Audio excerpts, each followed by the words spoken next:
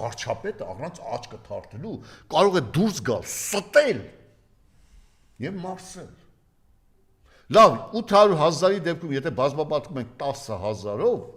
դա եւ բազմապատկում 10, դա կազմում է 105 միլիարդ 600 միլիոն դրամ տարեկան, այսինքն 278 միլիոն դոլար ժողովրդից փող են հավաքում։